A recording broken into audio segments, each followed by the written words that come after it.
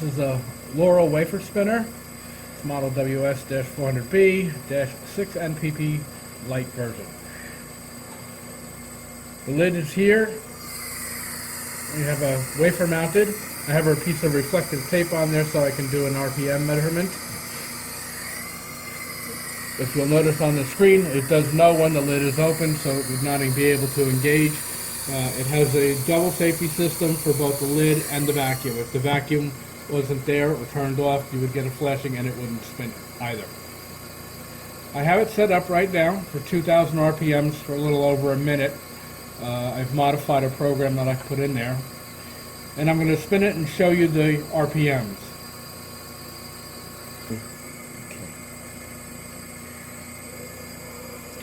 So I'm starting this program. I've got it set for a little over a minute so I can do a reading off of the wafer.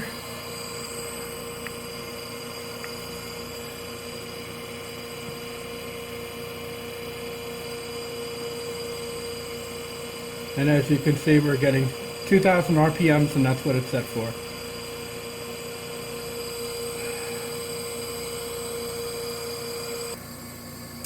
I did go through the range of this. It goes up to 8,000 RPMs, and I went through in 1,000 RPM increments, and it was accurate and linear throughout the range. I'm going to show you briefly how to do a program. This program has 5 steps. You press F1 to go into the editing portion. You can see it says program up here. I'm going to reduce the time that it will stay in this first step, because that's showing step. So I'll move my cursor over here to the 1, go down to 0, and that'll leave us with 10 seconds in that step. And then, as you can see, it's showing 1 of 5, and if I hit step, it'll go through the different steps that are in the program. You can see I'm going up to 8,000, and then down to 5,000, and down to 14,000, or 1,400. And then back to step. So that's the program, and hit F1 again, puts us back into the off stage. Lid is closed. We have nothing flashing. So I'm going to hit run, and you'll be able to watch it and hear it go through the stages.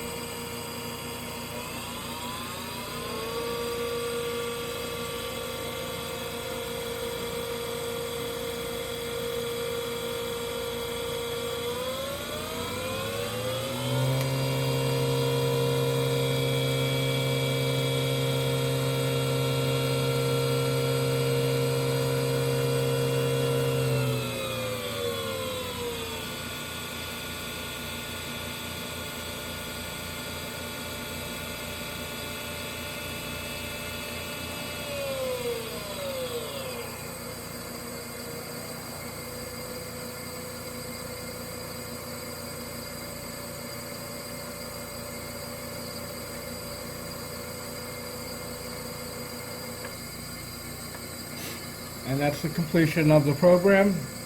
And you can see it says end on here. And this has the capability of storing many steps and programs within it. Hinge for the lid. This is for the drain. There is a large hose that will be coming with this. This is your purge input, 60 to 70 psi. This is your vacuum valve and input to that, and it'll be coming just with this fitting on the end, and then you can adapt it to however you wish. And then the main power cord. Breaker is here, but it really does not have an on-off switch. If the breaker was to be tripped, this would pop out, but other than that, since this is the LITE version, it only operates. You just plug it in and it's on.